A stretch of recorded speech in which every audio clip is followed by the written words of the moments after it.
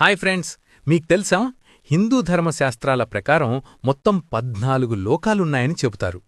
వీటిని 2 భాగాలుగా విభజించవచ్చు. ఊర్ధ్వలోకాలు, పైనున్నవి 7, మరియు అధోలోకాలు, కింద ఉన్నవి 7. 1. ఊర్ధ్వలోకాలు, పైనున్న 7 లోకాలు. ఇవి పుణ్యం చేసుకున్నవారు, దేవతలు నివసించే ఉన్నత లోకాలు. సత్యలోకం, బ్రహ్మలోకం, సృష్టికర్త బ్రహ్మదేవుడు ఉండే అత్యున్నత లోకం. తపోలోకం, గొప్ప తపస్సంపన్నులు ఉండే లోకం. జనలోకం, బ్రహ్మదేవుని కుమారులు సనక సనందనాదులు ఉండే లోకం. మహర్లోకం, గొప్ప మునులు ఋషులు ఉండే చోటు.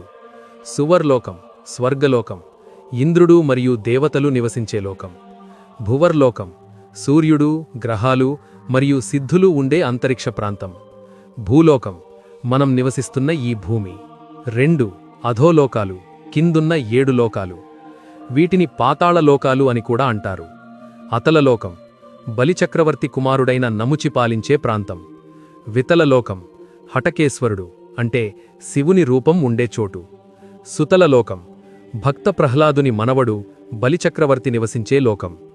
తలాతలలోకం, మయసభను నిర్మించిన మయుడు పాలించే లోకం. మహాతలలోకం, అనేక తలల సర్పాలు ఉండే చోటు. రసాతలలోకం, దైత్యులు మరియు దానవులు నివసించే లోకం. పాతాళలోకం, ఇది అత్యంత దిగువన ఉండే లోకం.